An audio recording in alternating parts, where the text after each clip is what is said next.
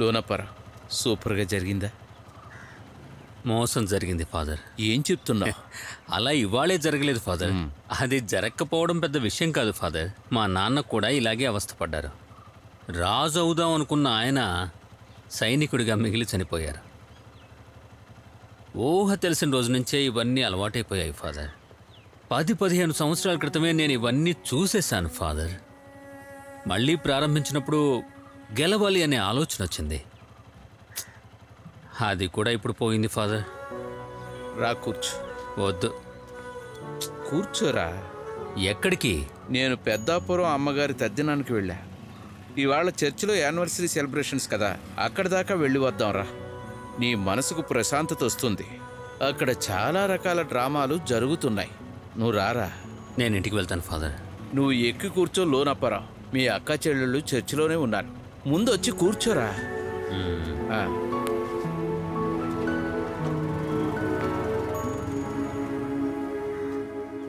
కలవారి కోడలు ఉయ్యాలో, కలికి కామాక్షి ఉయ్యాలో, కడుగుతోంది పప్పు ఉయ్యాలో, కడవాలో బోసి ఉయ్యాలో, అప్పుడే వచ్చను ఉయ్యాలో, ఆమె పెద్దన్న ఉయ్యాలో, కాళ్లకు నీళ్ళిచ్చి ఉయ్యాలో, కన్నీళ్ళు నింపే ఉయ్యాలో. జర్జన, ఏంట్రా నేను మీకు అంత డబ్బులు ఇస్తే నన్ను రాజుని చేయకుండా సేనాధిపతిని చేశారు. ఏంట్రా నీ మాటలు? నువ్వే కదా యేసుప్రభుని పొడిచేది. అలాంటప్పుడు నువ్వే మెయిన్. అంటే నేను మెయినా? నువ్వేరా. అలా అయితే కొంచెం చీకటి పడ్డాక ప్రారంభిద్దాం. నైట్ ఎఫెక్ట్ ఉందిగా? ఉందిరా. స్మోక్ ఎఫెక్ట్ అన్నీ ఉన్నాయి. హలో, అందరూ జాగ్రత్తగా వినండి. ఇక్కడ మనం స్టేజ్ మీద చేసుకుంటున్నవి చాలా గొప్ప విషయాలు కాదు, చిన్న చిన్న విషయాలు మాత్రమే. మన అవును, లోనప్పరావు గారు ఎక్కడ? ఒక విషయం చెప్పాలి.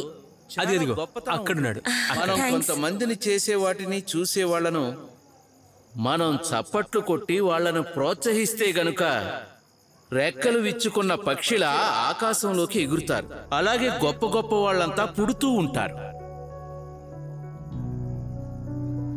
మన ప్రోగ్రాంలో నెక్స్ట్ వచ్చే పార్టిసిపెంట్ లోనప్పారావుని పిలవబోతున్నారు. ఏంటి ప్రోగ్రాం లిస్టులోనే లేదు? స్టార్ట్ కావడానికి ఇంకా టైం పట్టుద్దా? ఇవాళ వాడు చేయాల్సిన ప్రోగ్రాం ఈ రోజు వాడు చేయలేకపోయాడు. వాడు చాలా ఆశపడ్డాడు. ఆ ప్రోగ్రాం జరగవలసింది అక్కడ కాదు, ఇక్కడ. లోనప్పారావు, ఇలా రా.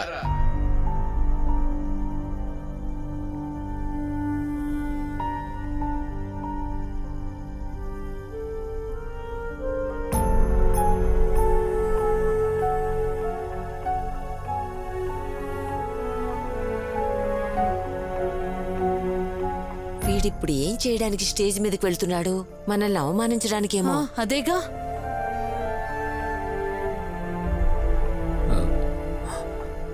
ఫాదర్,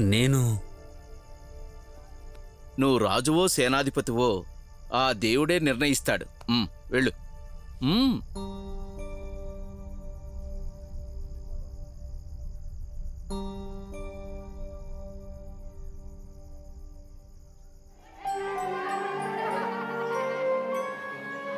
ఒక గ్రామంలో యాదగిరి అని ఒకడు ఉండేవాడు. కొబ్బరి చెట్లు ఎక్కడం యాదగిరికి చాలా బాగా వచ్చు.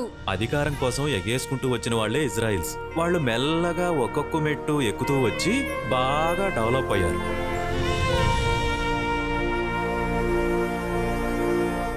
ఇంతమంది పెద్దలున్న ఈ సభలో మొదటిసారి నేను ఈ స్టేజ్ మీద ఉన్నాను. రెడీనా అన్న? దూరంగా ఉన్న ఒక కొండ పక్కన ఒక చిన్న గ్రామం ఉంది. ఆ గ్రామంలో ఉన్న వాళ్ళందరూ చాలా అందమైన వాళ్ళు. అందుకే తరతరాలుగా ఎవ్వరూ ఆ గ్రామంలో అద్దం చూడలేదు. ఒకరోజు ఆ గ్రామంలో మేకలు మేపే కుర్రాడు మేకల్ని తీసుకుని ఆ కొండ మీదకు వెళ్ళాడు. ఒక మేక పక్కనే ఉన్న బావిలో పడిపోయింది. ఆ మేకను కాపాడడానికి ఆ బావిలోకి దూకిన ఆ కుర్రాడికి ఆ బావిలో ఏదో ఒక రేకు లాంటిది దొరికింది. దాన్ని వాడి ఇంటికి పక్కనే ఉన్న చెట్టు కింద ఎవరికీ కనబడకుండా దాచాడు. ఆ రోజు రాత్రి ఆ గ్రామంలో విపరీతమైన వాన కురిసింది. ఇతను లోనప్పరావు కదా? మరునాడు వాడు ఆ మేకల్ని మేపాక ఇంటికి వెళ్తుండగా ఏదో ఒకటి ఆ చెట్టు కింద ఉంది అని వాడు బాగా గుర్తించాడు. సూర్యుడి వెలుగుకి ఏదో ఒక జ్యోతి ప్రకాశవంతంగా అతని కళ్ళకు కనిపించింది. వాడు ఆ చెట్టు దగ్గరికి పరుగు పెట్టాడు. వాడు ఇంతవరకు చూడని ఆశ్చర్యకరమైన విషయాన్ని ఆ రోజు చూశాడు. ఆ చెట్టు కింద ఉన్నది ఒక అద్దం. ఆ అద్దంలో వాడి ముఖాన్ని చూసుకున్నప్పుడు ఒక అందగాన్ని చూశాడు. అది వాడు అలాగే చెట్టుకి చూపించాడు. అద్భుతం! ఆ అద్దంలో రంగురంగుల పువ్వులతో పూసిన చెట్టుని చూశాడు వాడు. అది చూడగానే వాడు నవ్వడం మొదలెట్టాడు. ఆ సంతోషంతో వాడు గ్రామం అంతా కేరింతలు కొడుతూ తిరుగుతున్నాడు. వాడి జీవితంలో ఇంతవరకు కన్న కలలన్నీ పొందిన అనుభూతిని వాడు ఆ అద్దం ద్వారా పొందాడు. ఆ గ్రామంలో ఉన్న ప్రతి ఒక్కరి చేతిలోకి ఆ అద్దం మారుతూనే తిరిగింది.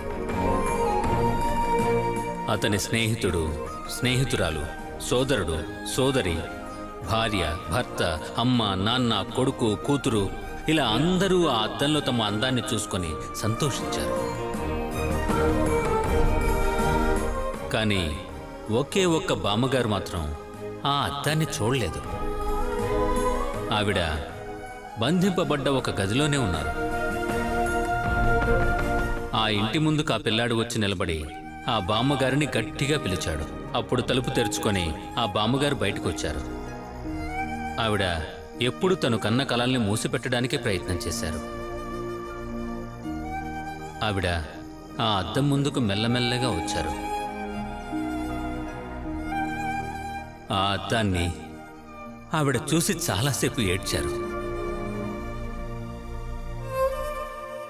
ఆ ఏడుపు అందమైన చిరునవ్వులా మారింది. ఆవిడకున్న ఆ తెల్ల వెంట్రుకలు నల్లగా మారాయి. ముడతలు పడ్డ ముఖం అందంగా మారింది. ఆ ముఖం ప్రకాశవంతంగా వెలిగింది. ఆ అద్దంలో ముఖం చూసుకున్న అందరూ ప్రకాశంగా వెలిగారు. ఒకప్పుడు మన జీవితంలో మనం వద్దు అనుకుని విసిరేసిన అద్దం మొక్కలని తిరిగి వెతికి కనిపెట్టండి. మీరెప్పుడూ కూడా ఆ అద్దంలో కనపడాలి మీలాగా. అప్పుడే అందమైన ఒక లోకాన్ని సృష్టించగలం.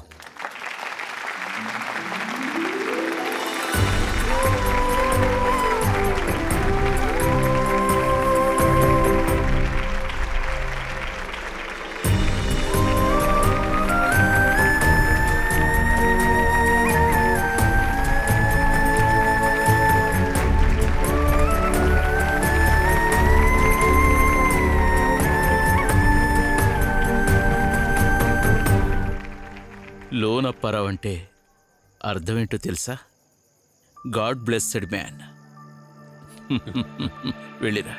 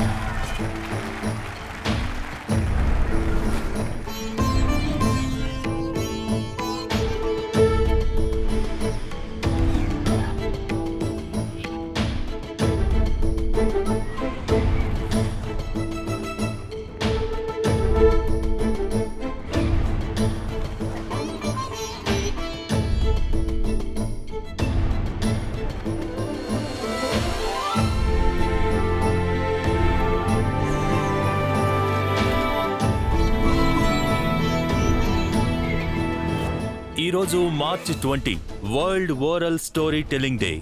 కథ చెప్పటానికి ఒక రోజు. చాలా అద్భుతంగా విదేశాలలో జరిగేలా ఈరోజు ఈ స్టోరీ టెల్లింగ్ డే ఈ గ్రామంలో బాగా జరుగుతోంది. ఈరోజు ఇక్కడకు కథలు వినటానికి చెప్పటానికి ఇండియా నలుమూలల నుంచి విదేశాల నుంచి కూడా జనం వస్తున్నారు. కథలు చెప్పటానికి, కథలు వినటానికి. ఈరోజు ఈ స్టోరీ టెల్లింగ్ ఫంక్షన్ కి చీఫ్ గెస్ట్ గా వస్తున్నది మన ఊళ్ళో అందరికీ ఇష్టమైన మన ఊరి వారైన మిస్టర్ లోనప్పారావు.